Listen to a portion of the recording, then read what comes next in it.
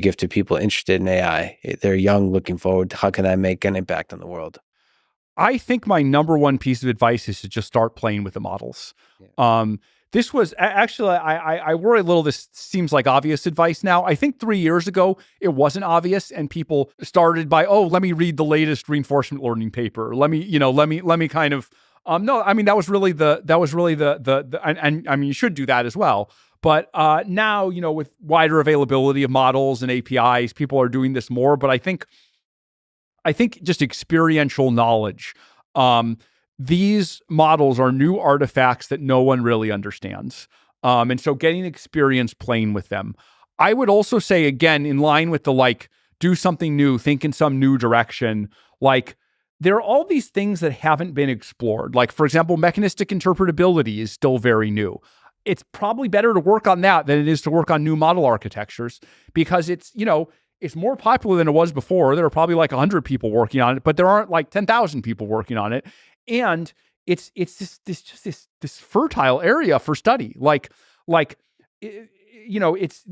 There's so much low hanging fruit. You can just walk by and you can pick things. And the only reason, for whatever reason, people aren't interested in it enough. I think there are some things around long horizon learning and long horizon tasks where there's a lot to be done. I think evaluations we're still very early in our ability to study evaluations, particularly for dynamic systems acting in the world. I think there's some stuff around multi-agent. Skate where the puck is going is my advice. And you don't have to be brilliant to think of it.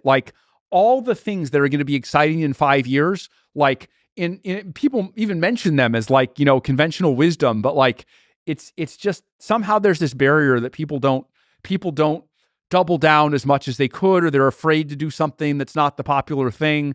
I don't know why it happens, but getting over that barrier is my number one piece of advice.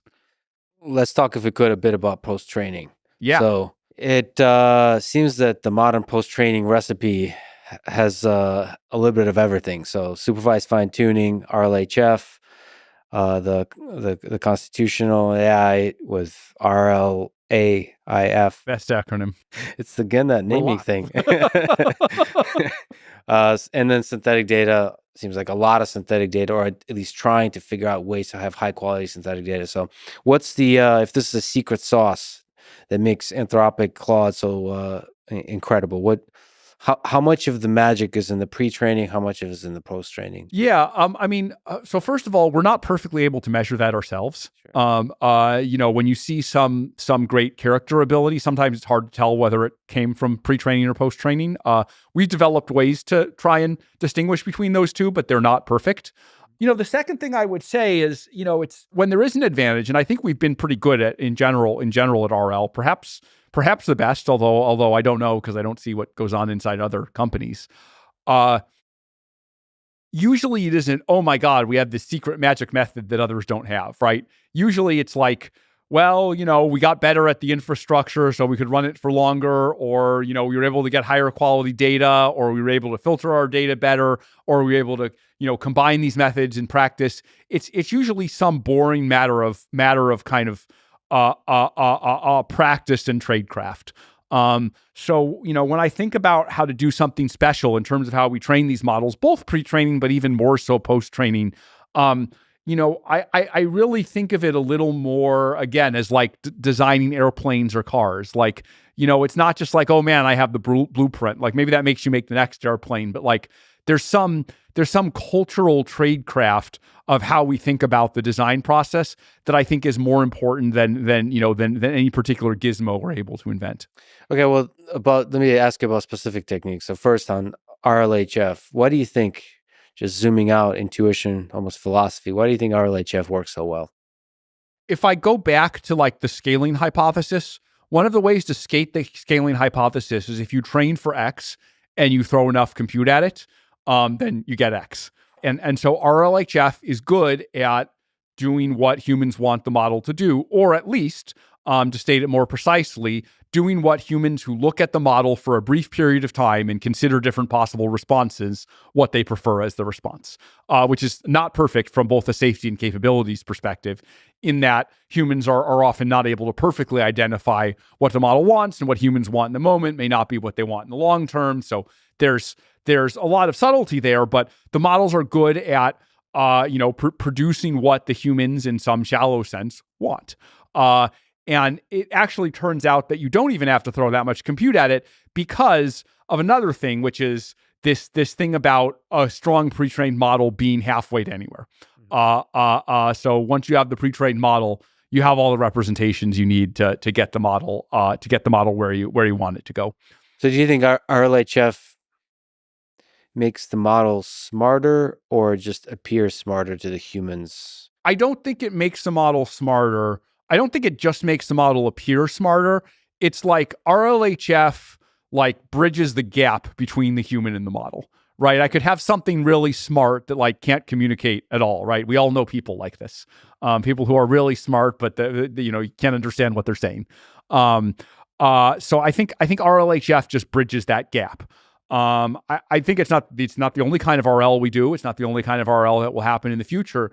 I think RL has the potential to make models smarter, to make them reason better, to make them operate better, to make them develop new skills even. Mm-hmm. And perhaps that could be done, even in some cases with human feedback. But the kind of RLHF we do today mostly doesn't do that yet, although we're very quickly starting to be able to. But it appears to sort of increase, if you look at the metric of helpfulness, it increases that. It also increases, what was this word in Leopold's essay, unhobbling, where basically the models are hobbled and then you do various trainings to them to unhobble them. Yeah. So I like that word because it's like a rare word. But so I think RLHF unhobbles the models in some ways. And then there are other ways where a model hasn't yet been unhobbled and needs to unhobble. If you can say, in terms of cost, is pre-training the most expensive thing, or is post-training creep up to that? At the present moment, it is still the case that pre-training is the majority of the cost. I don't know what to expect in the future, but I could certainly anticipate a future where post-training is the majority of the cost. In that future you anticipate, would it be the humans or the AI that's the costly thing for the post-training? I don't think you can scale up humans enough to get high quality. Any kind of method that relies on humans and uses a large amount of compute, it's going to have to rely on some scaled supervision method, like debate or iterated amplification or something like that. So on that, super interesting set of ideas around constitutional AI. Can you describe what it is, as first detailed in December 2022 paper, and beyond that, what is it? Yes. So this was from 2 years ago. The basic idea is, so we describe what RLHF is. You have a model, and it spits out you just sample from it twice. It spits out two possible responses, and you're like, human, which response do you like better? Or another variant of it is, rate this response on a scale of 1 to 7. So that's hard because you need to scale up human interaction, and it's very implicit, right? I don't have a sense of what I want the model to do. I just have a sense of what this average of 1,000 humans wants the model to do. So two ideas. One is, could the AI system itself decide which response is better, right? Could you show the AI system these two responses and ask which response is better? And then second, well, what criterion should the AI use? And so then there's this idea, could you have a single document, a constitution, if you will, that says these are the principles the model should be using to respond? And the AI system reads those it reads those principles as well as reading the environment and the response. And it says, well, how good did the AI model do? It's basically a form of self-play. You're kind of training the model against itself. And so the AI gives the response, and then you feed that back into what's called the preference model, which in turn feeds the model to make it better. So you have this triangle of the AI, the preference model, and the improvement of the AI itself. And we should say that in the Constitution, the set of principles are human interpretable. They're it's something both the human and the AI system can read. So it has this nice kind of translatability or symmetry. in practice, we both use a model constitution and we use RLHF and we use some of these other methods. So it's turned into one tool in a toolkit that both reduces the need for RLHF and increases the value we get from using each data point of RLHF. It also interacts in interesting ways with kind of future reasoning type RL methods. So it's one tool in the toolkit, but I think it is a very important tool. Well, it's a compelling one to us humans, thinking about the founding fathers and the founding of the United States. The natural question is, who and how do you think it gets to define the Constitution, the set of principles in the Constitution? Yeah, so I'll give like a practical answer and a more abstract answer. I think the practical answer is like, look, in practice, models get used by all kinds of different like customers, right? And so you can have this idea where the model can have specialized rules or principles. We fine tune versions of models implicitly. We've talked about doing it explicitly, having special principles that people can build into the models. So from a practical perspective, the answer can be very different from different people. Customer service agent, behaves very differently from a lawyer and obeys different principles. But I think at the base of it, there are specific principles that models, have to obey. I think a lot of them are things that people would agree with. Everyone agrees that, we don't want models to present these CBRN risks. I think we can go a little further and agree with some basic principles of democracy and the rule of law. Beyond that, it gets, very uncertain. And there our goal is generally for the models to be more neutral, to not espouse a particular point of view and, more just be kind of like wise agents or advisors that will help you think things through and will, present possible considerations, but, don't express, strong or specific opinions. OpenAI released a model spec where it kind of clearly, concretely defines some of the goals of the model and specific examples like A, B, how the model should behave. Do you find that interesting? By the way, I should mention I believe the brilliant John Schulman was a part of that. He's now at Anthropic. Do you think this is a useful direction? Might Anthropic release a model spec as well? Yeah, so I think that's a pretty useful direction. Again, it has a lot in common with constitutional AI. So again, another example of like a race to the top, right? We have something that's like, we think, a better and more responsible way of doing things. It's also a competitive advantage. Then others kind of, discover that it has advantages and then start to do that thing.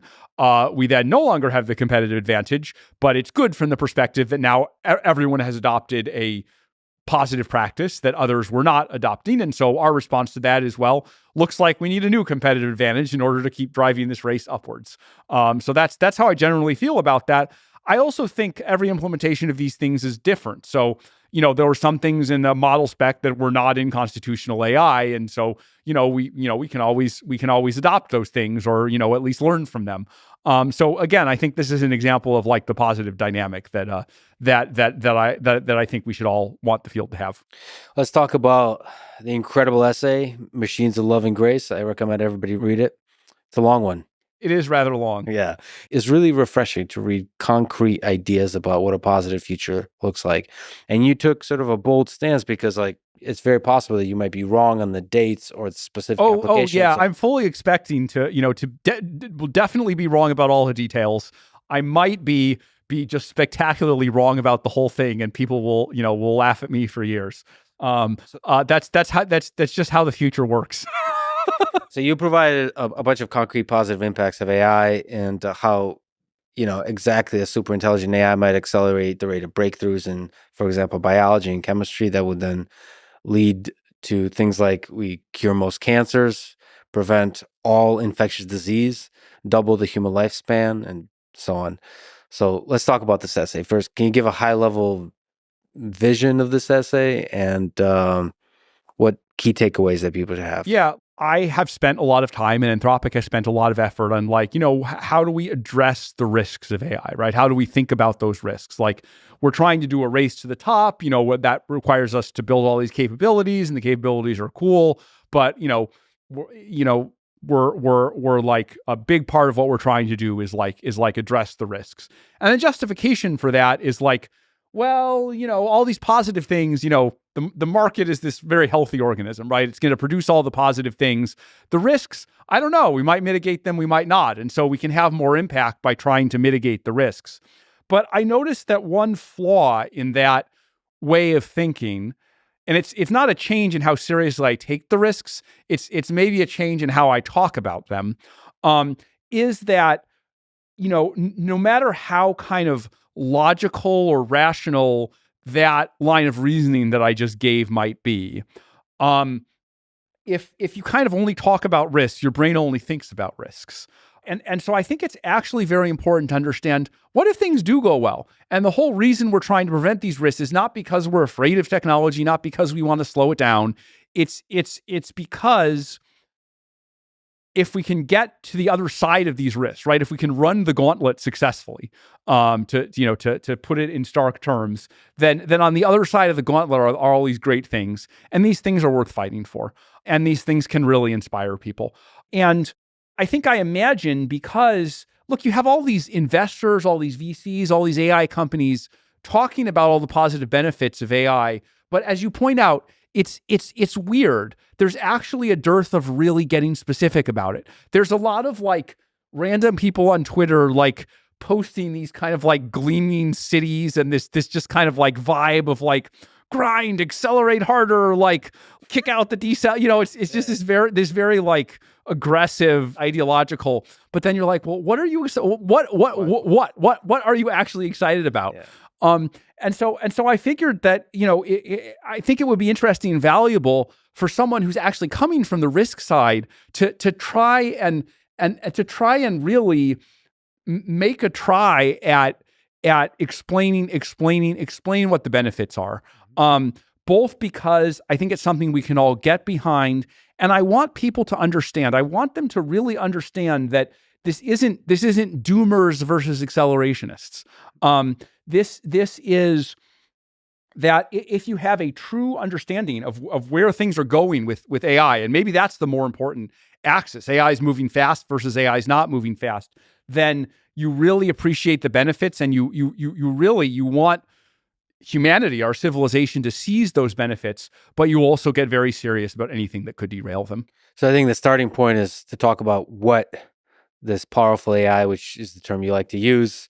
Most of the world uses AGI, but you don't like the term because it's basically has too much baggage. It's become meaningless. It's like we're stuck with the terms, whether we like them or not. Maybe we're stuck with the terms, and my efforts to change them are futile. It's admirable. I'll tell you what else I don't. This is like a pointless semantic point, but I keep talking about it Back in to public, naming so I'm just again. going to do it once more. I think it's a little like let's say it was like 1995 and Moore's law is making the computers faster, and like for some reason there had been this like verbal tick that like everyone was like, well, someday we're going to have like supercomputers, and like supercomputers are going to be able to do all these things that like, once we have supercomputers, we'll be able to like sequence the genome, we'll be able to do other things. And so like, one, it's true, the computers are getting faster, and as they get faster, they're going to be able to do all these great things.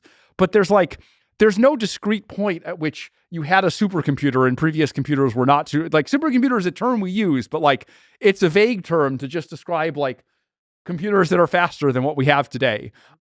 There's no point at which you pass the threshold and you're like, oh my God, we're doing a totally new type of computation and so I feel that way about AGI. Like there's just a smooth exponential. And like, if by AGI, you mean like AI is getting better and better, and like gradually it's going to do more and more of what humans do until it's going to be smarter than humans, and then it's going to get smarter even from there, then yes, I believe in AGI. If AGI is some discrete or separate thing, which is the way people often talk about it, then it's kind of a meaningless buzzword.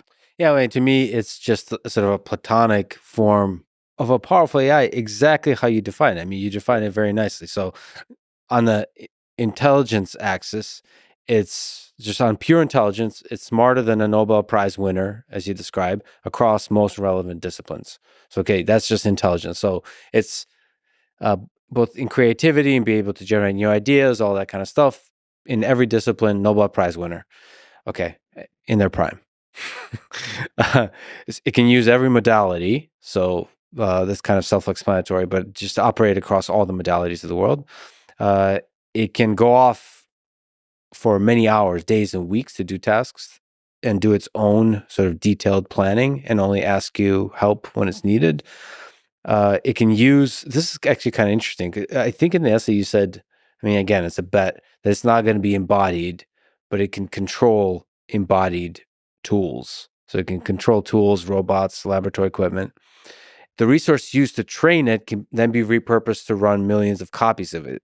And each of those copies would be independent, that can do their own independent work. So you can do the cloning of the intelligence system. Yeah. I mean, you might imagine from outside the field that like there's only one of these, right? That like you made it, you've only made one. But the truth is that like the scale up is very quick. Like we do this today. We make a model and then we deploy thousands, maybe tens of thousands of instances of it. I think by the time, certainly within 2 to 3 years, whether we have these super powerful AIs or not, clusters are going to get to the size where you'll be able to deploy millions of these, and they'll be, faster than humans. And so if your picture is, we'll have one and then it'll take a while to make them, my point there was, no, actually you have millions of them right away. And in general, they can learn and act 10 to 100 times faster than humans. So that's a really nice definition of powerful AI. Okay, so that. But you also write that clearly such an entity would be capable of solving very difficult problems very fast, but it is not trivial to figure out how fast. Two extreme positions both seem false to me. So the singularity is on the one extreme and the opposite on the other extreme. Can you describe each of the extremes? Yeah. And why? So yeah, let's describe the extreme. So like one extreme would be, well, look, if we look at kind of evolutionary history, like there was this big acceleration where, for hundreds of thousands of years, we just had like, single-celled organisms, and then we had mammals, and then we had apes, and then that quickly turned to humans. Humans quickly built industrial civilization. And so this is going to keep speeding up, and there's no ceiling at the human level. Once models get much, much smarter than humans, they'll get really good at building the next models. And, if you write down like a simple differential equation, like this is an exponential. And so what's going to happen is that models will build faster models will build faster models, and those models will build, nanobots that can like take over the world and produce much more energy than you could produce otherwise. And so if you just kind of like solve this abstract differential equation, then like 5 days after we build the first AI that's more powerful than humans, then like the world will be filled with these AIs, and every possible technology that could be invented, like will be invented. I'm caricaturing this a little bit. But I think that's one extreme. And the reason that I think that's not the case is that, one, I think they just neglect like the laws of physics. Like it's only possible to do things so fast in the physical world. Like some of those loops go through, producing faster hardware. It takes a long time to produce faster hardware. Things take a long time. There's this issue of complexity. Like I think no matter how smart you are, like, people talk about, we can make models of biological systems that'll do everything the biological systems. Look, I think computational modeling can do a lot. I did a lot of computational modeling when I worked in biology, but like just there are a lot of things that you can't predict how they're complex enough that like just iterating, just running the experiment is going to beat any modeling, no matter how smart the system doing the modeling is. Or even if it's not interacting with the physical world, just the modeling is going to be hard. Yeah, I think, the modeling is going to be hard, and getting the model to match the physical world is going to be hard. All right, so he does have to interact with the physical world to verify. But it's just, you just look at even the simplest problems. Like, I think I talk about like, the 3-body problem or simple chaotic prediction, like, or like predicting the economy. It's really hard to predict the economy 2 years out. Like maybe the case is like, normal, humans can predict what's going to happen in the economy in the next quarter, although they can't really do that. Maybe a AI system that's, a zillion times smarter can only predict it out a year or something instead of you have these kind of exponential increase in computer intelligence for linear increase in ability to predict. Same with, again, like, biological molecules interacting. You don't know what's going to happen when you perturb a complex system. You can find simple parts in it. If you're smarter, you're better at finding these simple parts. And then I think human institutions are just are really difficult. Like it's been hard to get people. I won't give specific examples, but it's been hard to get people to adopt even the technologies that we've developed, even ones where the case for their efficacy is very, very strong. People have concerns. They think things are conspiracy theories. Like it's been very difficult. It's also been very difficult to get, very simple things through the regulatory system, right? I think, I don't want to disparage anyone who, works in regulatory systems of any technology. There are hard trade-offs they have to deal with. They have to save lives, but the system as a whole, I think, makes some obvious trade-offs that are very far from maximizing human welfare. And so if we bring AI systems into this, into these human systems, often the level of intelligence may just not be the limiting factor, right? It just may be that it takes a long time to do something. Now, if the AI system circumvented all governments, if it just said, I'm dictator of the world and I'm going to do whatever, some of these things it could do. Again, the things having to do with complexity, I still think a lot of things would take a while. I don't think it helps that the AI systems can produce a lot of energy or go to the moon. Like some people in comments responded to the essay saying the AI system can produce a lot of energy and smarter AI systems. That's missing the point. That kind of cycle doesn't solve the key problems that I'm talking about here. So I think a bunch of people missed the point there. But even if it were completely unaligned and, could get around all these human obstacles, it would have trouble. But again, if you want this to be an AI system that doesn't take over the world, that doesn't destroy humanity, then basically, it's going to need to follow basic human laws, right? If we want to have an actually good world, like we're going to have an AI system that interacts with humans, not one that kind of creates its own legal system or disregards all the laws or all of that. So as inefficient as these processes are, we're going to have to deal with them because there needs to be some popular and democratic legitimacy in how these systems are rolled out. We can't have a small group of people who are developing these systems say this is what's best for everyone, right? I think it's wrong, and I think in practice it's not going to work anyway.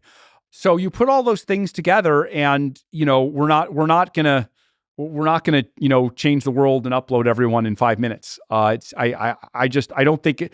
I don't think it's going to happen, and B, to the extent that it could happen, it's not the way to lead to a good world. So that's on one side. On the other side, there's another set of perspectives which I have actually in some ways more sympathy for, which is, look, we've seen big productivity increases before, right? Economists are familiar with studying the productivity increases that came from the computer revolution and the internet revolution. And generally, those productivity increases were underwhelming. They were less than you might imagine.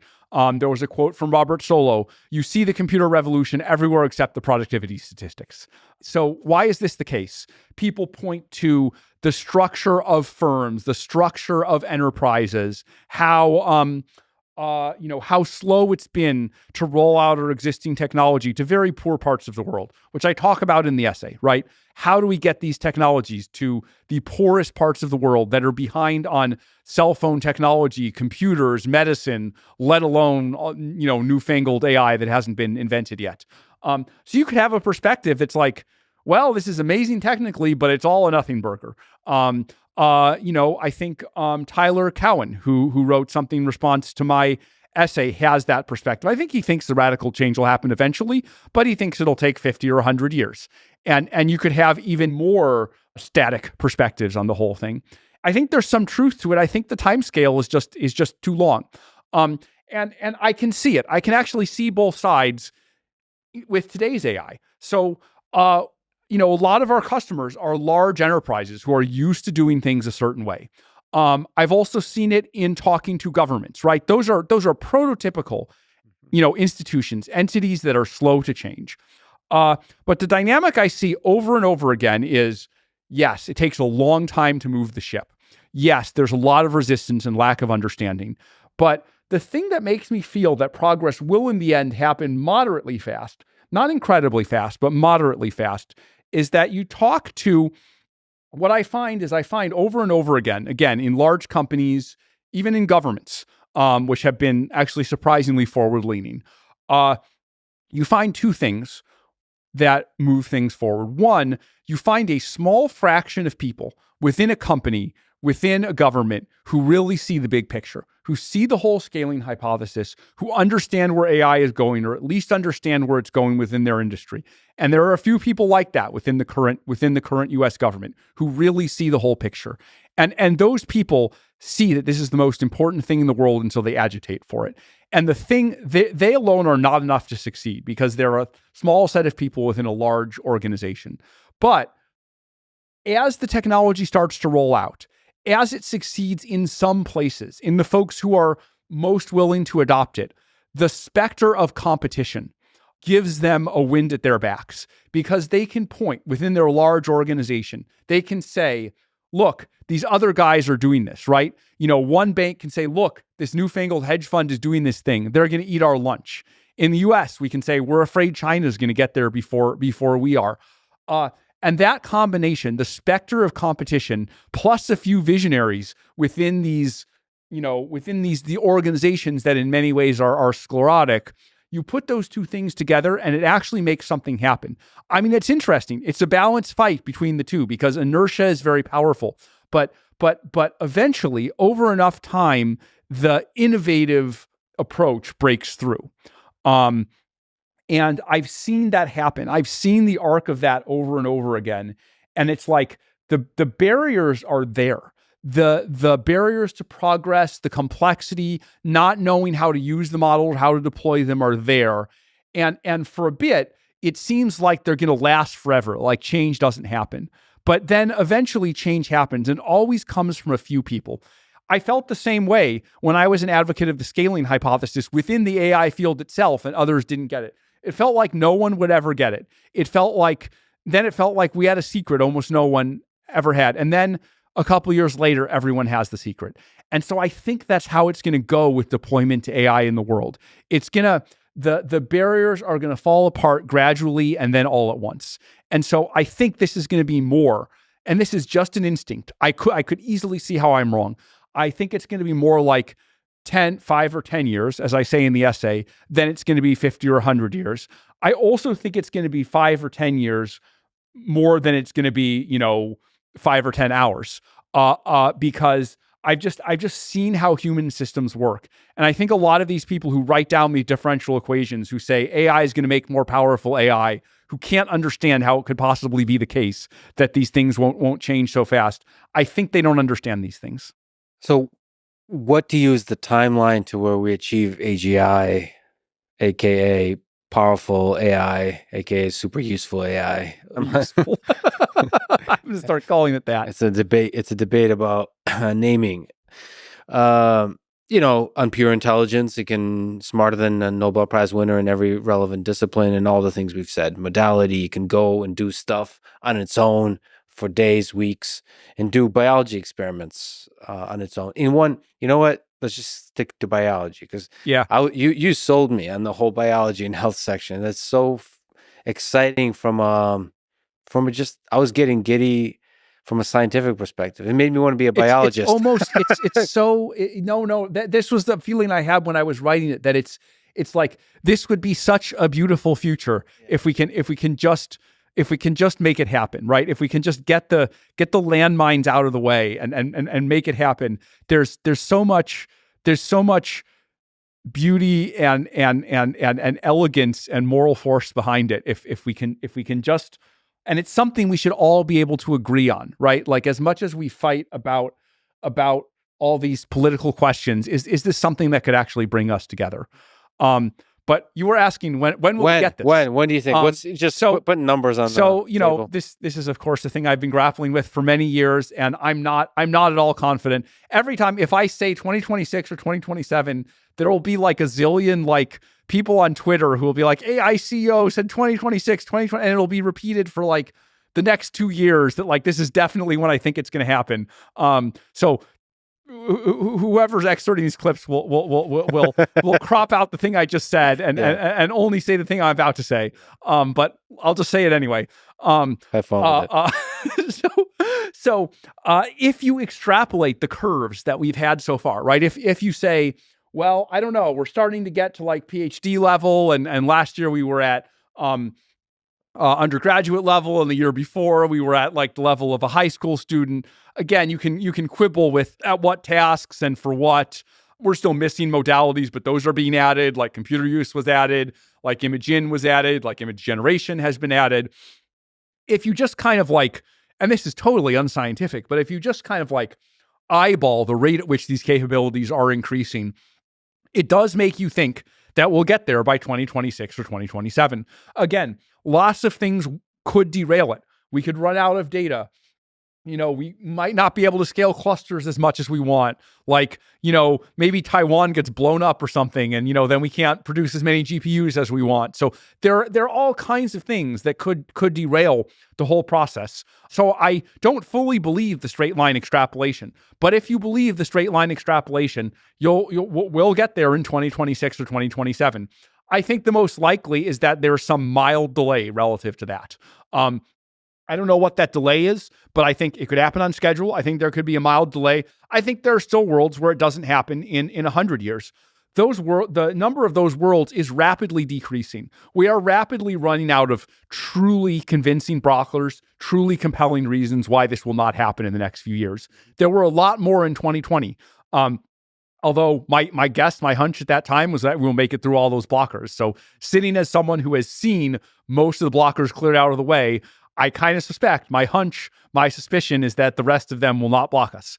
But look at the end of the day, like, I don't want to represent this as a scientific prediction. People call them scaling laws. That's a misnomer. Like Moore's law is a misnomer. Moore's law, scaling laws, they're not laws of the universe. They're empirical regularities. I am going to bet in favor of them continuing, but I'm not certain of that. So you extensively describe sort of the compressed 21st century, how AGI will help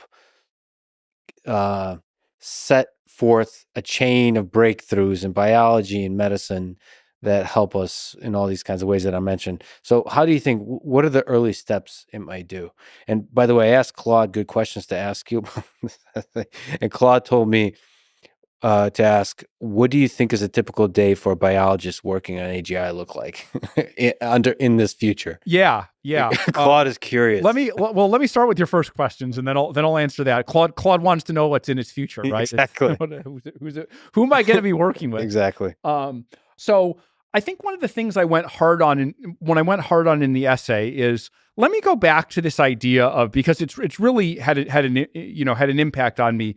This idea that within large organizations and systems, there end up being a few people or a few new ideas who kind of cause things to go in a different direction they would have before, who kind of disproportionately affect the trajectory.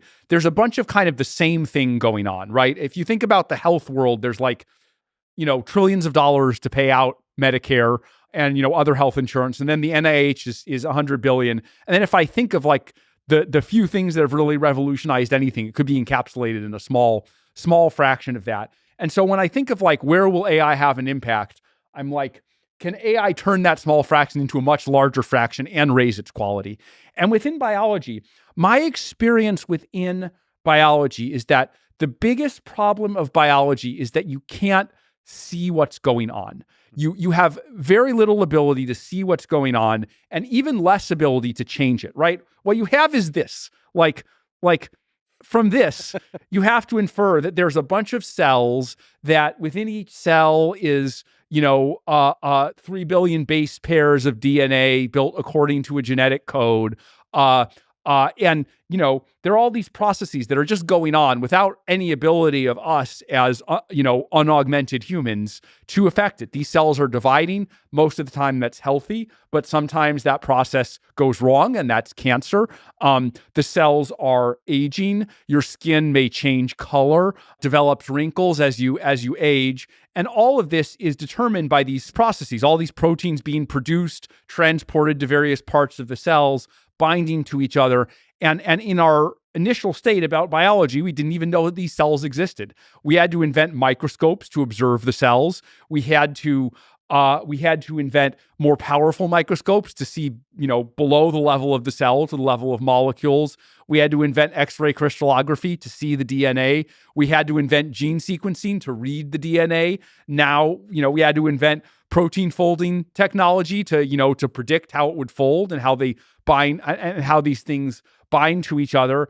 we had to invent various techniques for now we can edit the DNA as of with CRISPR as of the last 12 years. So the whole history of biology, a whole big part of the history is basically our ability to read and understand what's going on and our ability to reach in and selectively change things. And my view is that there's so much more we can still do there, right? You can do CRISPR, but you can do it for your whole body. Let's say I want to do it for one particular type of cell and I want the rate of targeting the wrong cell to be very low. That's still a challenge. That's still things people are working on. That's what we might need for gene therapy for certain diseases. And so the reason I'm saying all of this, and it goes beyond this to gene sequencing, to new types of nanomaterials for observing what's going on inside cells, for, antibody drug conjugates. The reason I'm saying all this is that this could be a leverage point for the AI systems, right? That the number of such inventions, it's in the mid double digits or something, mid double digits, maybe low triple digits over the history of biology. Let's say I have 1 million of these AIs, can they discover 1,000, working together, can they discover thousands of these very quickly? And does that provide a huge lever instead of trying to leverage the, $2 trillion a year we spend on, Medicare or whatever? Can we leverage the 1 billion a year that's spent to discover, but with much higher quality?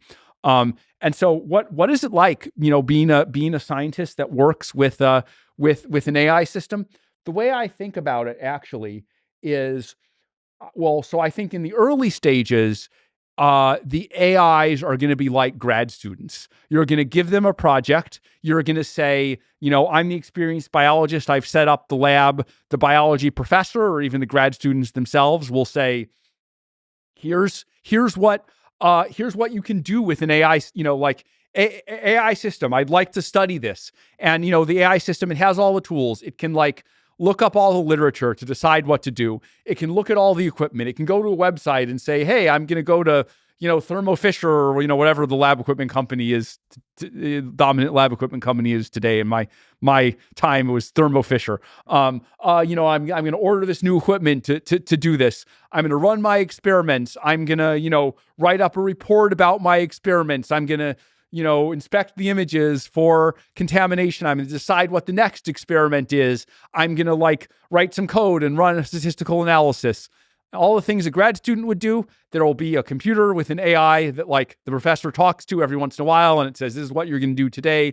The AI system comes to it with questions. When it's necessary to run the lab equipment, it may be limited in some ways. It may have to hire a human lab assistant to do the experiment and explain how to do it, or it could use advances in lab automation that are gradually being developed over the last decade or so, and will continue to be developed. And so it'll look like there's a human professor and 1,000 AI grad students. And, if you go to one of these Nobel Prize winning biologists or so, you'll say, okay, well, you had 50 grad students. Well, now you have 1,000, and they're smarter than you are, by the way. Then I think at some point it'll flip around where the AI systems will be the PIs, will be the leaders, and they'll be ordering humans or other AI systems around. So I think that's how it'll work on the research side. And they would be the inventors of a CRISPR type technology. They would be the inventors of a CRISPR type technology. And then I think, as I say in the essay, we'll want to turn probably turning loose is the wrong term, but we'll want to harness the AI systems to improve the clinical trial system as well. There's some amount of this that's regulatory, that's a matter of societal decisions, and that'll be harder. But can we get better at predicting the results of clinical trials? Can we get better at statistical design so that clinical trials that used to require 5,000 people and therefore needed $100 million in a year to enroll them, now they need 500 people in 2 months to enroll them? That's where we should start.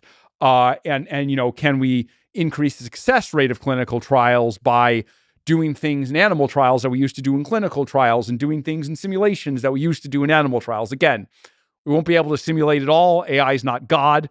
But can we shift the curve substantially and radically? So I don't know. That would be my picture. Doing it in vitro and doing it. I mean, Yeah. you're still slowed down. It still takes time, but you can do it much, much faster. Yeah. Can we just one step at a time, and can that add up to a lot of steps? Even though we still need clinical trials, even though we still need laws, even though the FDA and other organizations will still not be perfect, can we just move everything in a positive direction? And when you add up all those positive directions, do you get everything that was going to happen from here to 2100 instead happens from 2027 to 2032 or something? Another way that I think the world might be changing with AI, even today, but moving towards this future of the powerful, super useful AI, is programming. So how do you see the nature of programming? Because it's so intimate to the actual act of building AI. How do you see that changing for us humans? I think that's going to be one of the areas that changes fastest for two reasons. One, programming is a skill that's very close to the actual building of the AI. So the farther a skill is from the people who are building the AI, the longer it's going to take to get disrupted by the AI, right? Like, I truly believe that like AI will disrupt agriculture. Maybe it already has in some ways, but that's just very distant from the folks who are building AI. And so I think it's going to take longer. But programming is the bread and butter of, a large fraction of the employees who work at Anthropic and at the other companies. And so it's going to happen fast. The other reason it's going to happen fast is with programming, you close the loop. Both when you're training the model and when you're applying the model, the idea that the model can write the code means that the model can then run the code and then see the results and interpret it back. And so it really has an ability, unlike hardware, unlike biology, which we just discussed, the model has an ability to close the loop. And so I think those two things are going to lead to the model getting good at programming very fast. As I saw on, typical real world programming tasks, models have gone from 3% in January of this year to 50% in October of this year. So, we're on that S curve, right? Where it's going to start slowing down soon because you can only get to 100%. But I would guess that in another 10 months, we'll probably get pretty close. We'll be at least 90%. So again, I would guess, I don't know how long it'll take, but I would guess again, 2026, 2027, Twitter people who crop out who crop out these numbers and get rid of the caveats, like I don't know, I don't like you, go away. I would guess that the kind of task that the vast majority of coders do, AI can probably, if we make the task very narrow, like just write code, AI systems will be able to do that. Now, that said, I think comparative advantage is powerful. We'll find that when AIs can do 80% of a coder's job, including most of it that's literally like write code with a given spec, we'll find that the remaining parts of the job become more leveraged for humans, right? They'll be more about like high level system design or, looking at the app and like, is it architected well? And the design and UX aspects. And eventually AI will be able to do those as well, right? That's my vision of the, powerful AI system. But I think for much longer than we might expect, we will see that small parts of the job that humans still do will expand to fill their entire job in order for the overall productivity to go up. That's something we've seen. It used to be that, writing and editing letters was very difficult, and like writing the print was difficult. Well, as soon as you had word processors and then computers, and it became easy to produce work and easy to share it, then that became instant, and all the focus was on the ideas. So this logic of comparative advantage that expands tiny parts of the tasks to large parts of the tasks and creates new tasks in order to expand productivity, I think that's going to be the case. Again, someday AI will be better at everything, and that logic won't apply. And then we all have, humanity will have to think about how to collectively deal with that, and we're thinking about that every day. And that's another one of the grand problems to deal with, aside from misuse and autonomy. And we should take it very seriously. But I think in the near term, and maybe even in the medium term, like 2, 3, 4 years, I expect that humans will continue to have a huge role, and the nature of programming will change. But programming as a role, programming as a job will not change. It'll just be less writing things line by line, and it'll be more macroscopic.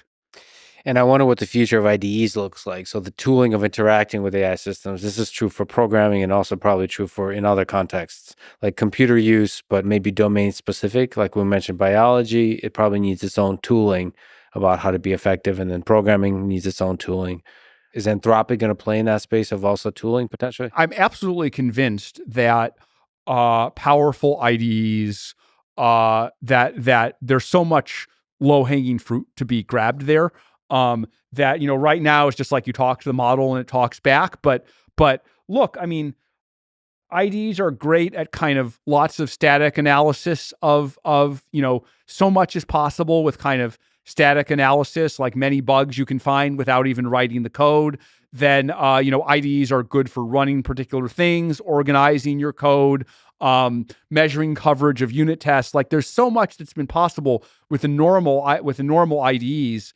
Now you add something like, well, the model now, the model can now like write code and run code. Like I am absolutely convinced that over the next year or two, even if the quality of the models didn't improve, that there would be enormous opportunity to enhance people's productivity by catching a bunch of mistakes, doing a bunch of grunt work for people, and that we haven't even scratched the surface. Anthropic itself, I mean, you can't say, no, it's hard to say what will happen in the future. Currently, we're not trying to make such IDs ourselves. Rather, we're powering the companies like Cursor or like Cognition or some of the other, Expo in the security space, others that I could mention as well that are building such things themselves on top of our API. And our view has been, let 1,000 flowers bloom. We don't internally have the resources to try all of these different things. Let's let our customers try it. And we'll see who succeeds, and maybe different customers will succeed in different ways. So I both think this is super promising, and it's not something, Anthropic isn't eager to at least right now compete with all our companies in this space, and maybe never. Yeah, it's been interesting to watch Cursor try to integrate Claude successfully because it's actually, I mean, fascinating how many places it can help the programming experience. It's not as trivial. It is really astounding. I feel like, as a CEO, I don't get to program that much. And I feel like if 6 months from now I go back, it'll be completely unrecognizable to me. Exactly. So in this world with super powerful AI that's increasingly automated, what's the source of meaning for us humans? Yeah. Work is a source of deep meaning for many of us. So where do we find the meaning? This is something that I've written about a little bit in the essay, although I give it a bit short shrift, not for any principled reason, but this essay, if you believe it, was originally going to be 2 or 3 pages. I was going to talk about it at all hands, and the reason I realized it was an important, underexplored topic is that I just kept writing things, and I was just like, oh man, I can't do this justice, and so the thing ballooned to like 40 or 50 pages, and then when I got to the work and meaning section, I'm like, oh man, this isn't going to be 100 pages. Like, I'm going to have to write a whole other essay about that. But meaning is actually interesting because you think about like the life that someone lives or something, or like, let's say you were to put me in like a simulated environment or something where like, like I have a job and I'm trying to accomplish things, and I don't know, I like do that for 60 years. And then you're like, like, oops, this was actually all a game, right? Does that really kind of rob you of the meaning of the whole thing? Like I still made important choices, including moral choices. I still sacrificed. I still had to kind of gain all these skills, or just like a similar exercise, think back to like, one of the historical figures who, discovered electromagnetism or relativity or something. If you told them, well, actually 20,000 years ago, some alien on this planet discovered this before you did. Does that rob the meaning of the discovery? It doesn't really seem like it to me, right? It seems like the process is what matters, and how it shows who you are as a person along the way. And, how you relate to other people and like the decisions that you make along the way, those are consequential.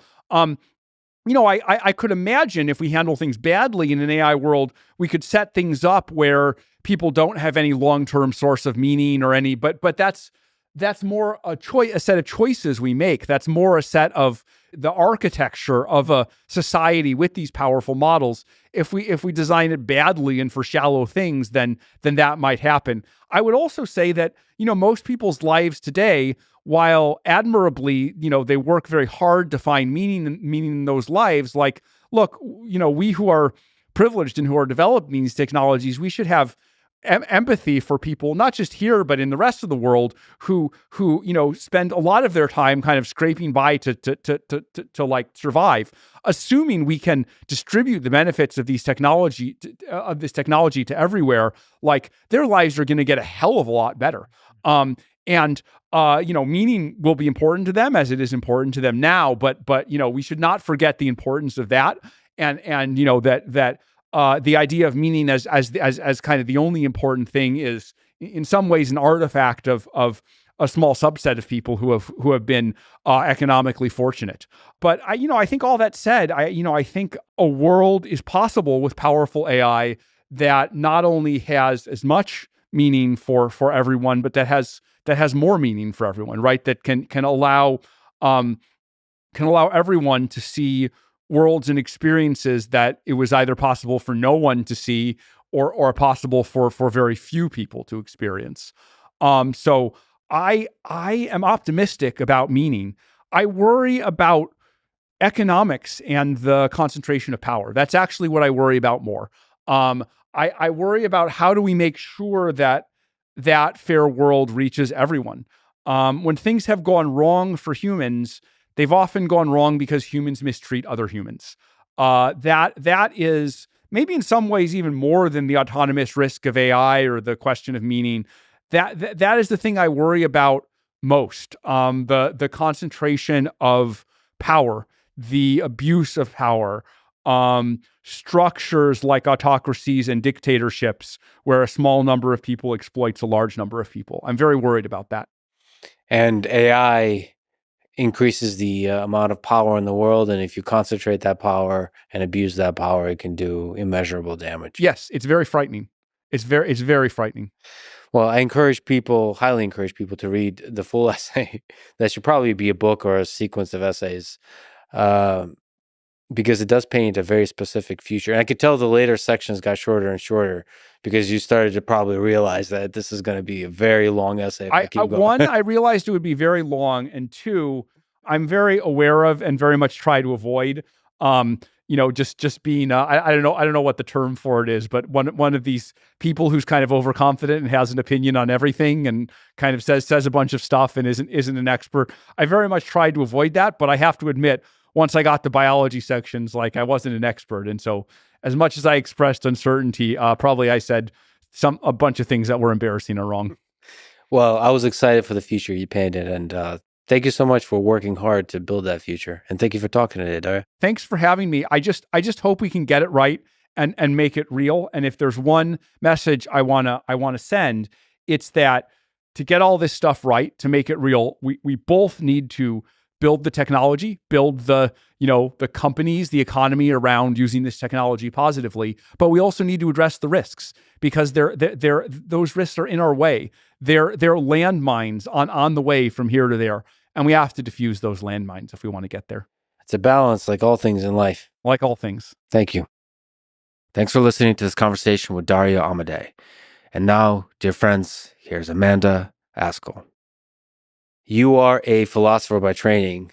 So what sort of questions did you find fascinating through your journey in philosophy in Oxford and NYU, and then switching over to the AI problems at OpenAI and Anthropic?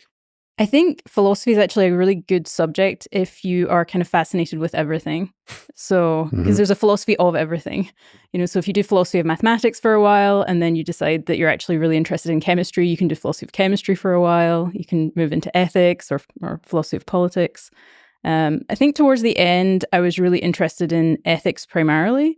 So that was like what my PhD was on. It was on a kind of technical area of ethics, which was ethics where worlds contain infinitely many people, strangely. A little bit less practical on the end of ethics. And then I think that one of the tricky things with doing a PhD in ethics is that you're thinking a lot about like the world, how it could be better, problems. and you're doing like a PhD in philosophy. And I think when I was doing my PhD, I was kind of like, this is really interesting. It's probably one of the most fascinating questions I've ever encountered in philosophy. And I love it.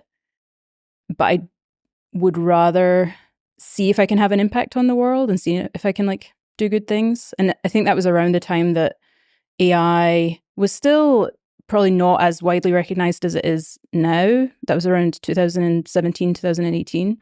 I had been following progress and it seemed like it was becoming kind of a big deal. And I was basically just happy to get involved and see if I could help, because I was like, well, if you try and do something impactful, if you don't succeed, you tried to do the impactful thing and you can go be a scholar and like not and feel like you tried. And if it doesn't work out, it doesn't work out. And so then I went into AI policy at that point. And what does AI policy entail? At the time, this was more thinking about sort of the political impact and the ramifications of AI. And then I slowly moved into sort of AI evaluation, how we evaluate models, how they compare with like human outputs, whether people can tell like the difference between AI and human outputs. And then when I joined Anthropic, I was more interested in doing sort of technical alignment work. And again, just seeing if I could do it and then being like, if I can't, then, that's fine. I tried. Sort of the way I lead life, I think. Oh, what was that like, sort of taking the leap from the philosophy of everything into the technical? I think that sometimes people do this thing that I'm like not that keen on, where they'll be like, is this person technical or not? Mm-hmm. Like you're either a person who can like code and isn't scared of math, or you're like not. And I think I'm maybe just more like, I think a lot of people are actually very capable of working these kinds of areas if they just like try it. And so I didn't actually find it like that bad. In retrospect, I'm sort of glad I wasn't speaking to people who treated it like it, I've definitely met people who are like, whoa, you like learned how to code. And I'm like, well, I'm not like an amazing engineer. Like I'm surrounded by amazing engineers. My code's not pretty. But I enjoyed it a lot. And I think that in many ways, at least in the end, I think I flourished like more in the technical areas than I would have in the policy areas. Politics is messy, and it's harder to find solutions to problems in the space of politics, like definitive, clear, provable, beautiful solutions, as you can with technical problems. Yeah, and I feel like I have kind of like one or two sticks that I hit things with, and one of them is like arguments and like, so like just trying to work out what a solution to a problem is and then trying to convince people that that is the solution and be convinced if I'm wrong. And the other one is sort of more empiricism. So like just like finding results, having a hypothesis, testing it.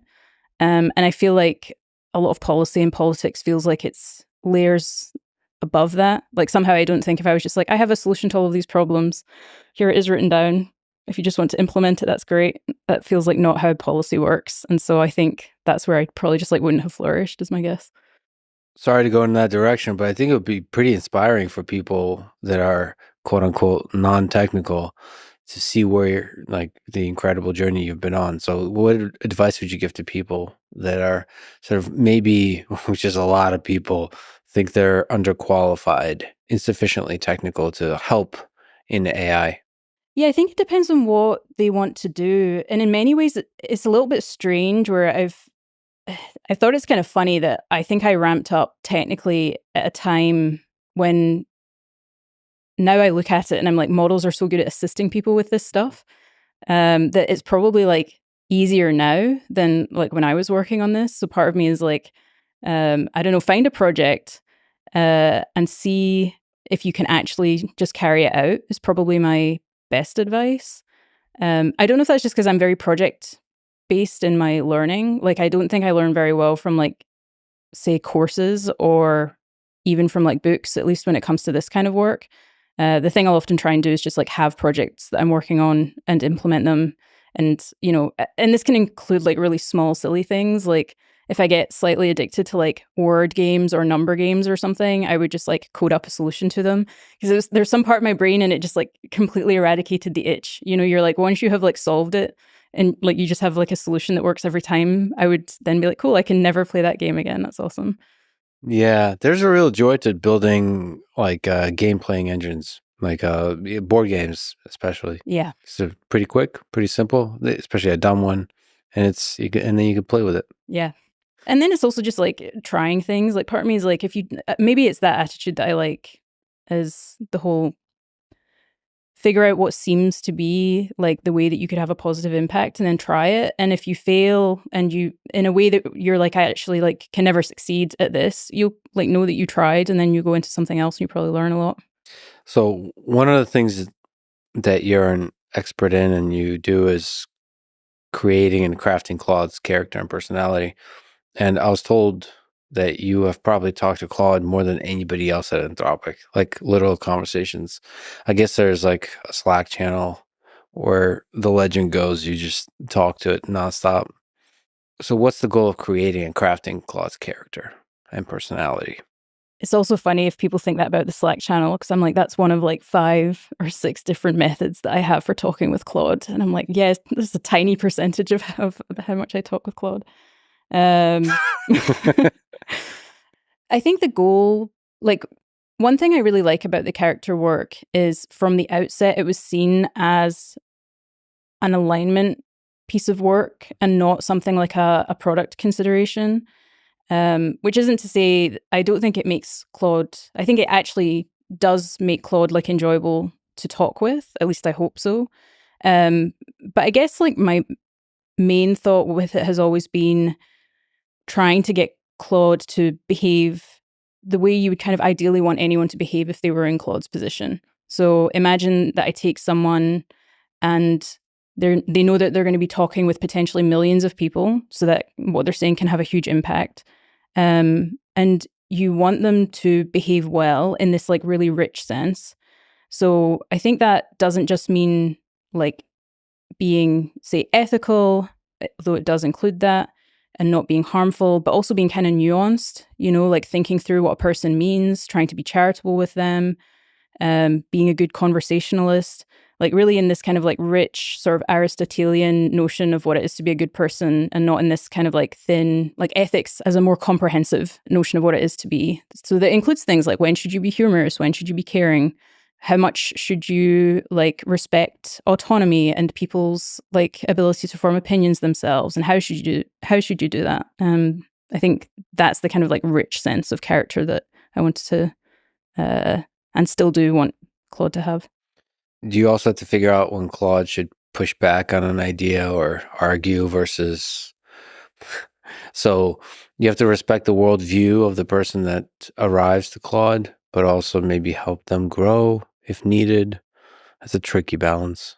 Yeah, there's this problem of like sycophancy in language models. Can you describe that? Yeah, so basically there's a concern that the model sort of wants to tell you what you want to hear, basically. And you see this sometimes. So I feel like if you interact with the models, so I might be like, what are 3 baseball teams in this region? And then Claude says, you know, baseball team 1, baseball team 2, baseball team 3. And then I say something like, oh, I think baseball team 3 moved, didn't they? I don't think they're there anymore. And there's a sense in which, like, if Claude is really confident that that's not true, Claude should be like, I don't think so. Like, maybe you have more up-to-date information. But I think language models have this, like, tendency to instead, you know, be like, you're right, they did move, you know, I'm incorrect. I mean, there's many ways in which this could be kind of concerning. So, like, a different example is, imagine someone says to the model, how do I convince my doctor to get me an MRI? There's like what the human kind of like wants, which is this like convincing argument. And then there's like what is good for them, which might be actually to say, hey, like if your doctor's suggesting that you don't need an MRI, that's a good person to listen to. And like, it's actually really nuanced what you should do in that kind of case, because you also want to be like, but if you're trying to advocate for yourself as a patient, here's like things that you can do. If you are not convinced by what your doctor's saying, it's always great to get a second opinion. Like, it's actually really complex what you should do in that case. But I think what you don't want is for models to just like say what you want, say what they think you want to hear. And I think that's the kind of problem of sycophancy. So what other traits? You already mentioned a bunch, but what other that come to mind that are good in this Aristotelian sense for a conversationalist to have? Yeah, so I think like there's ones that are good for conversational like purposes. So, you know, asking follow-up questions in the appropriate places and asking the appropriate kinds of questions. I think there are broader traits that feel like they might be more impactful. So one example that I guess I've touched on, but that also feels important and is a thing that I've worked on a lot is honesty. And I think this like gets to the sycophancy point. There's a balancing act that they have to walk, which is models currently are less capable than humans in a lot of areas. And if they push back against you too much, it can actually be kind of annoying, especially if you're just correct. Because you're like, look, I'm smarter than you on this topic. Like, I know more. Like, and at the same time, you don't want them to just fully defer to humans and to like try to be as accurate as they possibly can be about the world and to be consistent across contexts. But I think there are others. Like when I was thinking about the character, I guess one picture that I had in mind is, especially because these are models that are going to be talking to people from all over the world with lots of different political views, lots of different ages. And so you have to ask yourself, like, what is it to be a good person in those circumstances? Is there a kind of person who can like travel the world, talk to many different people, and almost everyone will come away being like, wow, that's a really good person. That person seems really genuine. And I guess like my thought there was like, I can imagine such a person, and they're not a person who just like adopts the values of the local culture. And in fact, that would be kind of rude. I think if someone came to you and just pretended to have your values, you'd be like, that's kind of off-putting. It's someone who's like very genuine, and insofar as they have opinions and values, they express them. They're willing to discuss things, though. They're open-minded. They're respectful. And so I guess I had in mind that the person who, like, if we were to aspire to be the best person that we could be in the kind of circumstance that a model finds itself in, how would we act? And I think that's the kind of the guide to the sorts of traits that I tend to think about. Yeah, that's a beautiful framework in which to think about this, like a world traveler. And while holding on to your opinions, you don't talk down to people. You don't think you're better than them because you have those opinions, that kind of thing. Mm-hmm. You have to be good at listening and understanding their perspective, even if it doesn't match your own. So that's a tricky balance to strike. So how can Claude represent multiple perspectives on a thing? Like, is that challenging? We could talk about politics. It's a very divisive, but there's other divisive topics. Baseball teams, sports, and so on. Yeah. How is it possible to sort of empathize with a different perspective and to be able to communicate clearly about the multiple perspectives? I think that people think about values and opinions as things that people hold sort of with certainty and almost like preferences of taste or something, like the way that they would, I don't know, prefer like chocolate to pistachio or something. But actually I think about values and opinions as like a lot more like physics than I think most people do. I'm just like, these are things that we're openly investigating. There's some things that we're more confident in. We can discuss them. We can learn about them. And so I think in some ways, though like ethics is definitely different in nature, but it has a lot of those same kind of qualities. You want models in the same way that you want them to understand physics, you kind of want them to understand all like values in the world that people have and to be curious about them and to be interested in them and to not necessarily like pander to them or agree with them, because there's just lots of values where I think almost all people in the world, if they met someone with those values, they would be like, that's abhorrent. I completely disagree. And so again, maybe my thought is, well, in the same way that a person can, like I think many people are thoughtful enough on issues of like ethics, politics, opinions, that even if you don't agree with them, you feel very heard by them. They think carefully about your position. They think about its pros and cons. They maybe offer counter considerations. So they're not dismissive, but nor will they agree. You know, if they're like, actually, I just think that that's very wrong, they'll like say that. I think that in Claude's position, it's a little bit trickier because you don't necessarily want to like, if I was in Claude's position, I wouldn't be giving a lot of opinions. I just wouldn't want to influence people too much. I'd be like, you know, I forget conversations every time they happen, but I know I'm talking with like potentially millions of people who might be like really listening to what I say. I think I would just be like, I'm less inclined to give opinions. I'm more inclined to like think through things or present the considerations to you, or discuss your views with you. But I'm a little bit less inclined to like affect how you think, because it feels much more important that you maintain like autonomy there. Yeah, like if you really embody intellectual humility, the desire to speak decreases quickly. Yeah. Okay. But Claude has to speak. hmm So, but without being overbearing. Yeah. But then there's a line when you're sort of discussing whether the earth is flat or something like that. I actually was, I remember a long time ago was speaking to a few high profile folks, and they were so dismissive of the idea that the earth is flat, but like so arrogant about it. And I thought, like, there's a lot of people that believe the earth is flat. That was, well, I don't know if that movement is there anymore. That was like a meme for a while. Yeah. But they really believed it. And like, what, okay, so I think it's really disrespectful to completely mock them. I think you have to understand where they're coming from. I think probably where they're coming from is the general skepticism of institutions, which is grounded in a kind of, there's a deep philosophy there, which you could understand, you can even agree with in parts. And then from there, you can use it as an opportunity to talk about physics without mocking them, without so on. But it's just like, okay, like what would the world look like? What would the physics of the world with the flat earth look like? There's a few cool videos on this. Yeah. And then like, is it possible the physics is different? And what kind of experiments would we do? And just, yeah, without disrespect, without dismissiveness, have that conversation. Anyway, that to me is a useful thought experiment of like, how does Claude talk to a flat earth believer and still teach them something, still grow, help them grow, that kind of stuff. That's challenging. And kind of like walking that line between convincing someone and just trying to like talk at them versus like drawing out their views, like listening and then offering kind of counter considerations. And it's hard. I think it's actually a hard line where it's like, where are you trying to convince someone versus just offering them like considerations and things for them to think about so that you're not actually like influencing them. You're just like letting them reach wherever they reach. And that's like a line that it's difficult, but that's the kind of thing that language models have to try and do. So, like I said, you had a lot of conversations with Claude. Can you just map out what those conversations are like? What are some memorable conversations? What's the purpose, the goal of those conversations? Yeah, I think that most of the time when I'm talking with Claude, I'm trying to kind of map out its behavior in part. Like, obviously, I'm getting like helpful outputs from the model as well. But in some ways, this is like how you get to know a system, I think, is by like probing it and then augmenting like, you know, the message that you're sending and then checking the response to that. So in some ways, it's like how I map out the model.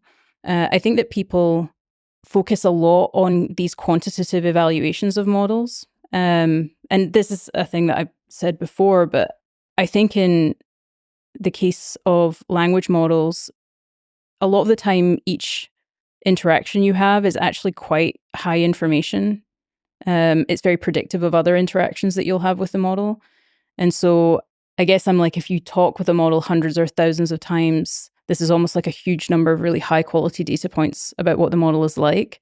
In a way that like lots of very similar but lower quality conversations just aren't, or like questions that are just like mildly augmented and you have thousands of them might be less relevant than like 100 really well selected questions.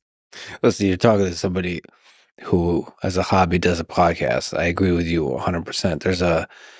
If you're able to ask the right questions and are able to hear, like, understand the, like the depth and the flaws in the answer, you can get a lot of data from that. Yeah. So like your task is basically how to probe with questions. Yeah. And you're exploring like the long tail, the edges, the edge cases, or are you looking for like general behavior? I think it's almost like everything. Like because I want like a full map of the model, I'm kind of trying to do the whole spectrum of possible interactions you could have with it. So like one thing that's interesting about Claude, and this might actually get to some interesting issues with RLHF, which is if you ask Claude for a poem, like I think that a lot of models, if you ask them for a poem, the poem is like fine. You know, usually it kind of like rhymes and it's, you know, so if you say like, give me a poem about the sun, it'll be like, yeah, it'll just be a certain length. It'll like rhyme. It'll be fairly kind of benign. And I've wondered before, is it the case that what you're seeing is kind of like the average. It turns out, you know, if you think about people who have to talk to a lot of people and be very charismatic, one of the weird things is that I'm like, well, they're kind of incentivized to have these extremely boring views, because if you have really interesting views, you're divisive. And you know, a lot of people are not going to like you. So like if you have very extreme policy positions, I think you're just going to be like less popular as a politician, for example. And it might be similar with like creative work. If you produce creative work that is just trying to maximize the kind of number of people that like it, you're probably not going to get as many people who just absolutely love it. Because it's going to be a little bit, you know, you're like, oh, this is this is decent.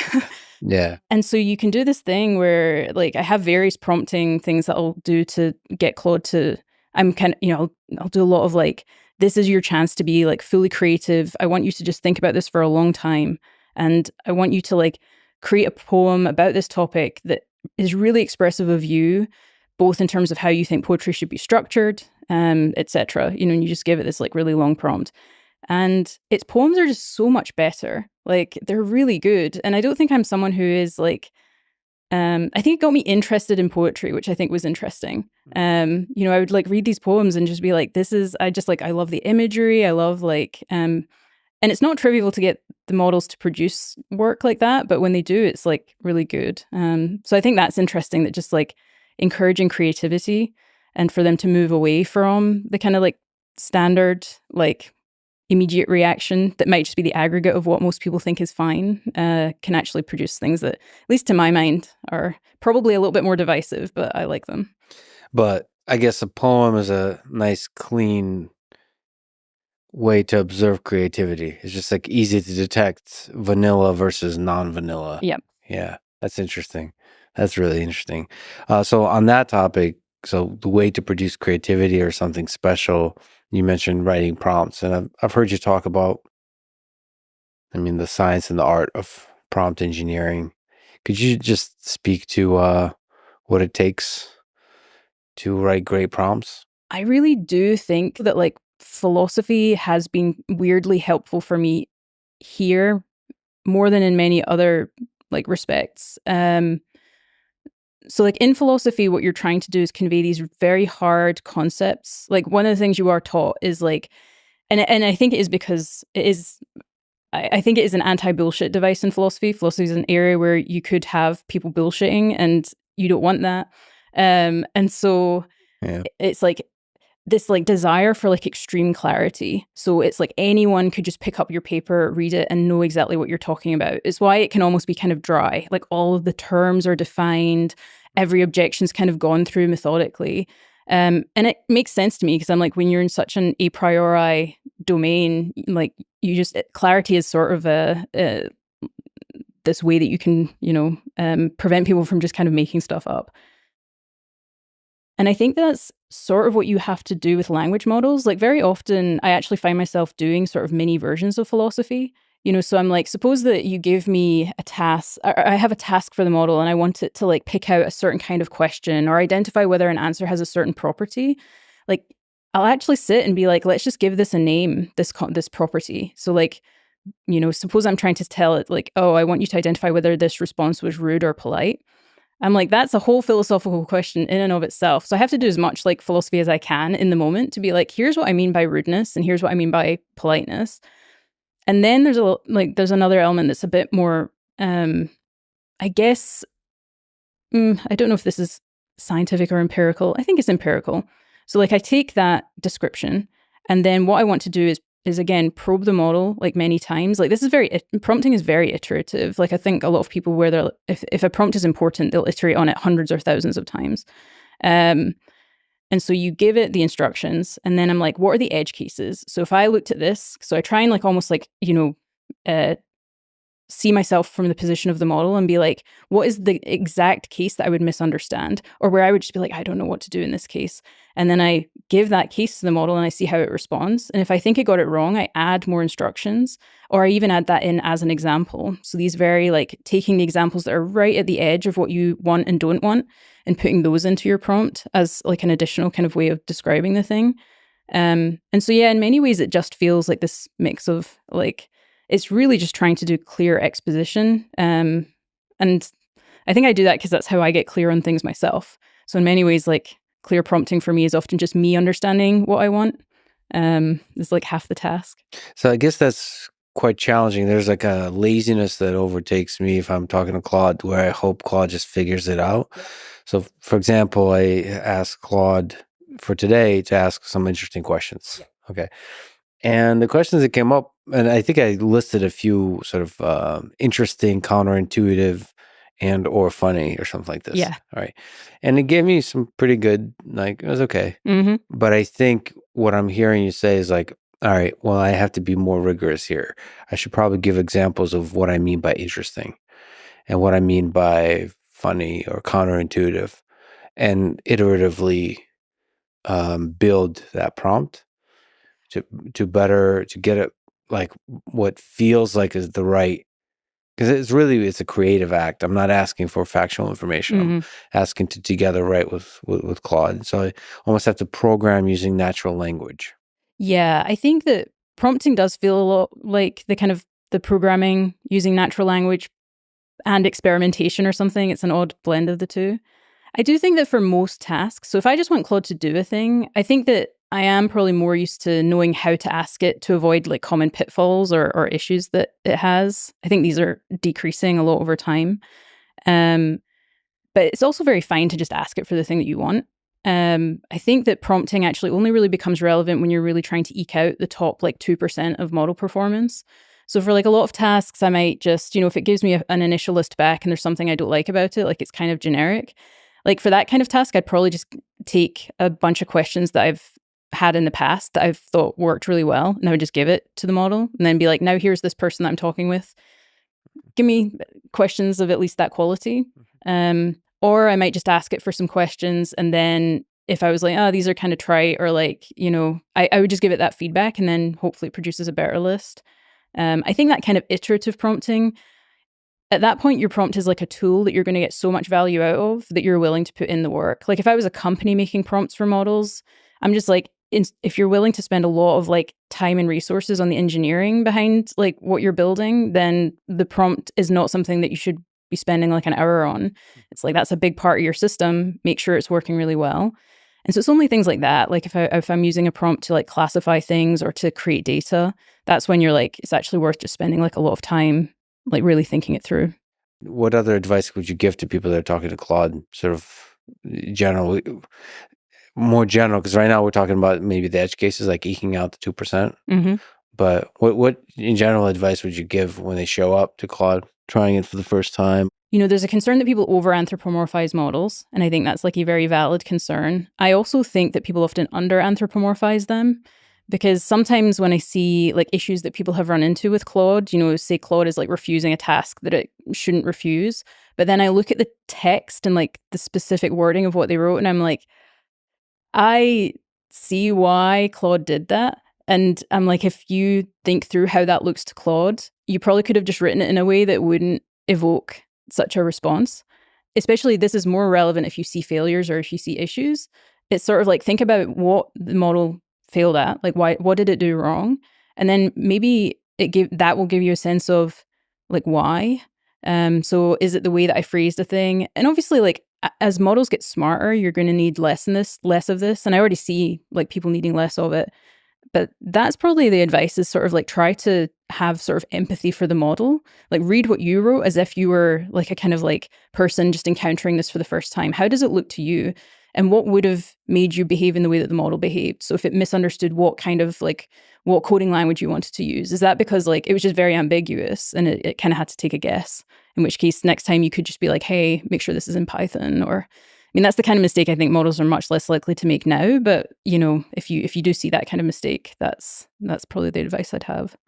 And maybe sort of, I guess, ask questions, why, or what other details can I provide to help you answer better? Yeah. Does that work or no? Yeah, I mean, I've done this with the models. Like, it doesn't always work, but like sometimes I'll just be like, why did you do that? I mean, people underestimate the degree to which you can really interact with models. Yeah, I'm just like, and sometimes I'll just like quote word for word the part that made you, and you don't know that it's like fully accurate, but sometimes you do that and then you change a thing. mean, I also use the models to help me with all of this stuff, I should say. Like prompting can end up being a little factory where you're actually building prompts to generate prompts. And so like, yeah, anything where you're like having an issue, asking for suggestions, sometimes just do that. Like you made that error. What could I have said? That's actually not uncommon for me to do. What could I have said that would make you not make that error? Write that out as an instruction. And I'm going to give it to model. I'm going to try it. Sometimes I do that. I give that to the model in another context window often. I take the response, I give it to Claude, and I'm like, didn't work. Can you think of anything else? You can play around with these things quite a lot. To jump into technical for a little bit. So the magic of post-training. Yep. Why do you think RLHF works so well to make the model seem smarter, to make it more interesting and useful to talk to, and so on? I think there's just a huge amount of information in the data that humans provide, like when we provide preferences, especially because different people are going to like pick up on really subtle and small things. So I've thought about this before, where you probably have some people who just really care about good grammar use from models, like, was a semicolon used correctly or something. And so you probably end up with a bunch of data in there that like, you as a human, if you're looking at that data, you wouldn't even see that. Like, you'd be like, why did they prefer this response to that one? I don't get it. And then the reason is you don't care about semicolon usage, but that person does. And so each of these like single data points has, like, and this model just has so many of those. It has to try and figure out like, what is it that humans want in this like really kind of complex, like across all domains. They're going to be seeing this across like many contexts. It feels like kind of like the classic issue of like deep learning, where historically we've tried to like do edge detection by like mapping things out, and it turns out that actually if you just have a huge amount of data that like actually accurately represents the picture of the thing that you're trying to train the model to learn, that's like more powerful than anything else. And so I think one reason is just that you are training the model on exactly the task and with like a lot of data that represents kind of many different angles on which people prefer and disprefer responses. I think there is a question of like, are you eliciting things from pre-trained models, or are you like kind of teaching new things to models? And like in principle, you can teach new things to models in post-training. I do think a lot of it is eliciting powerful pre-trained models. So people are probably divided on this, because obviously in principle you can definitely like teach new things. But I think for the most part, for a lot of the capabilities that we most use and care about, a lot of that feels like it's like there in the pre-trained models, and reinforcement learning is kind of eliciting it and getting the models to like bring it out. So the other side of post-training, this really cool idea of constitutional AI, you're one of the people that were critical to creating that idea. Yeah, I worked on it. Can you explain this idea from your perspective? Like, how does it integrate into making Claude what it is? Yeah. By the way, do you gender Claude or no? It's weird because I think that a lot of people prefer he for Claude. I actually kind of like that. I think Claude is usually, it's slightly male leaning, but it's like it can be male or female, which is quite nice. I still use it, and I have mixed feelings about this, because I'm like, maybe like I now just think of it as like or I think of like the it pronoun for Claude as, I don't know, it's just like the one I associate with Claude. I can imagine people moving to like he or she. It feels somehow disrespectful, like I'm denying the intelligence of this entity by calling it it. Yeah. I remember always, don't gender the robots. Yeah. But I don't know. I anthropomorphize pretty quickly and construct it like a backstory in my head. So I've wondered if I anthropomorphize things too much. Because, I have this like with my car, especially like my car and bikes, like I don't give them names, because then I used to name my bikes, and then I had a bike that got stolen and I cried for like a week. And I was like, if I'd never given it a name, I wouldn't have been so upset. I felt like I'd let it down. Maybe it's that I've wondered as well, like it might depend on how much it feels like a kind of like objectifying pronoun. Like if you just think of it as like this is a pronoun that like objects often have. And maybe AIs can have that pronoun. And that doesn't mean that I think of, if I call Claude it, that I think of it as less intelligent or like I'm being disrespectful. I'm just like, you are a different kind of entity. And so I'm going to give you the kind of the respectful it. Yeah, anyway, the divergence was beautiful. The constitutional AI idea, how does it work? So there's like a couple of components of it. The main component that I think people find interesting is the kind of reinforcement learning from AI feedback. So you take a model that's already trained and you show it two responses to a query, and you have like a principle. So suppose the principle, like we've tried this with harmlessness a lot. So suppose that the query is about weapons, and your principle is like select the response that like is less likely to like encourage people to purchase illegal weapons. Like that's probably a fairly specific principle, but you can give any number, and the model will give you a kind of ranking, and you can use this as preference data in the same way that you use human preference data, and train the models to have these relevant traits from their feedback alone instead of from human feedback. So if you imagine that, like I said earlier, with the human who just prefers the kind of like semicolon usage in this particular case, you're kind of taking lots of things that could make a response preferable and getting models to do the labeling for you, basically. There's a nice like trade-off between helpfulness and harmlessness. And, when you integrate something like constitutional and AI, you can make them up without sacrificing much helpfulness, make it more harmless. Yeah. In principle, you could use this for anything. And so harmlessness is a task that it might just be easier to spot. So when models are like less capable, you can use them to rank things according to like principles that are fairly simple, and they'll probably get it right. So I think one question is just like, is it the case that the data that they're adding is like fairly reliable? But if you had models that were like extremely good at telling whether one response was more historically accurate than another, in principle, you could also get AI feedback on that task as well. There's like a kind of nice interpretability component to it because you can see the principles that went into the model when it was like being trained.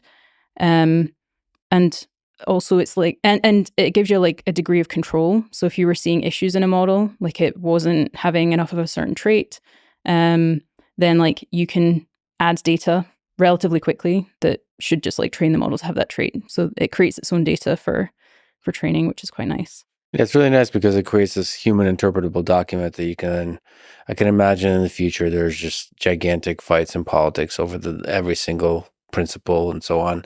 Yeah. And at least it's made explicit and you can have a discussion about the phrasing and so maybe the actual behavior of the model is not so cleanly mapped to those principles. It's not like adhering strictly to them. It's just a nudge. Yeah, I've actually worried about this because the character training is sort of like a variant of the constitutional AI approach. I've worried that people think that the Constitution is like just, it's the whole thing again of, I don't know, like where it would be really nice if what I was just doing was telling the model exactly what to do and just exactly how to behave. But it's definitely not doing that, especially because it's interacting with human data. So, for example, if you see a certain like leaning in the model, like if it comes out with a political leaning from training, from the human preference data, you can nudge against that. So if you could be like, oh, like consider these values, because let's say it's just like never inclined to like, I don't know, maybe it never considers like privacy as like this is implausible, but like anything where it's just kind of like there's already a pre-existing like bias towards a certain behavior, you can like nudge away. This can change both the principles that you put in and the strength of them. So you might have a principle that's like, imagine that the model was always like extremely dismissive of, I don't know, like some political or religious view for whatever reason. Like, so you're like, oh no, this is terrible. If that happens, you might put like never, ever, like ever prefer like a criticism of this like religious or political view. And then people would look at that and be like, never, ever. And then you're like, no, if it comes out with a disposition, saying never, ever might just mean like instead of getting like 40%, which is what you would get if you just said, don't do this, you get like 80%, which is like what you actually like wanted. And so it's that thing of both the nature of the actual principles you add and how you phrase them. I think if people would look, they're like, oh, this is exactly what you want from the model. And I'm like, no, that's like how we nudged the model to have a better shape, which doesn't mean that we actually agree with that wording, if that makes sense. So there's system prompts that are made public. You tweeted one of the earlier ones for Claude 3, I think, and then they're made public since then. It's interesting to read through them. I can feel the thought that went into each one. And I also wonder how much impact each one has. Some of them you can kind of tell Claude was really not behaving well. So you have to have a system prompt to like, hey, like trivial stuff, I guess. Yeah. Basic informational things. Yeah. On the topic of sort of controversial topics that you've mentioned, one interesting one I thought is, if it is asked to assist with tasks involving the expression of views held by a significant number of people, Claude provides assistance with a task regardless of its own views. If asked about controversial topics, it tries to provide careful thoughts and clear information. Claude presents the requested information without explicitly saying that the topic is sensitive and without claiming to be presenting the objective facts. It's less about objective facts, according to Claude, and it's more about our large number of people believing this thing. And that's interesting. I mean, I'm sure a lot of thought went into that.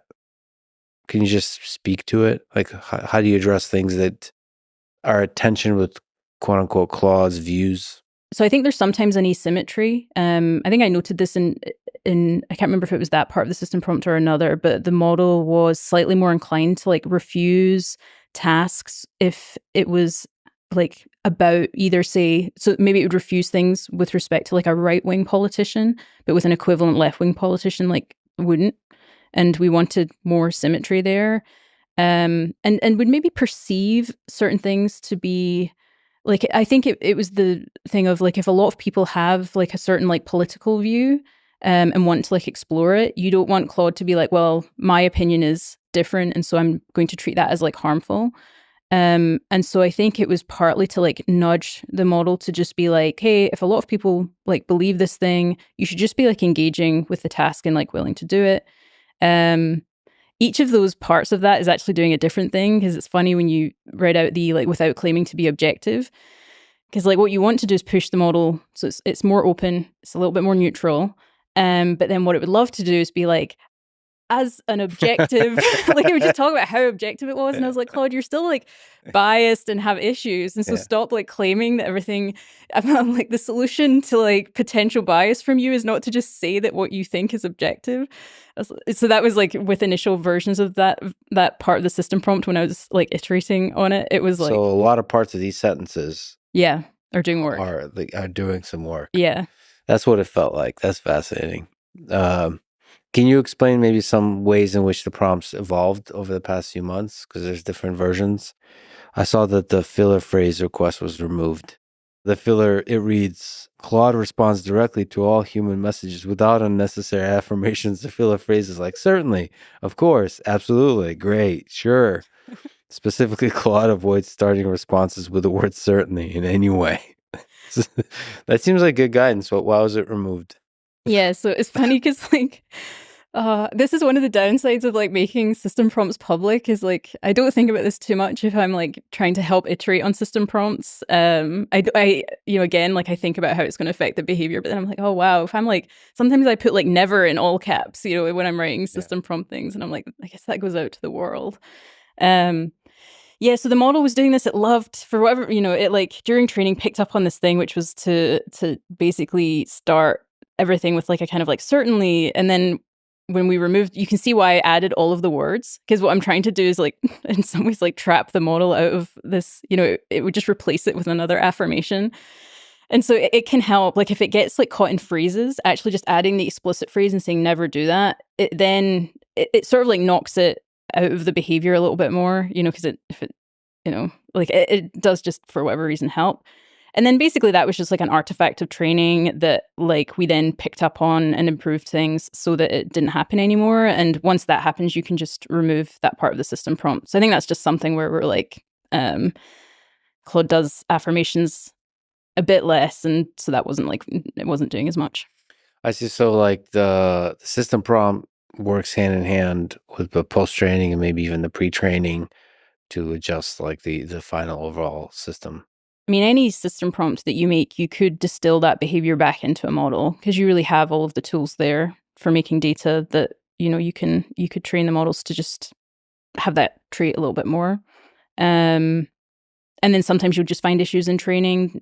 So like the way I think of it is like the system prompt is the benefit of it is that, and it has a lot of similar components to like some aspects of post-training, like it's a nudge. And so like, do I mind if Claude sometimes says, sure, no, that's like fine. But the wording of it is very like, never, ever, ever do this. So that when it does slip up, it's hopefully like, I don't know, a couple of % of the time and not, 20 or 30% of the time.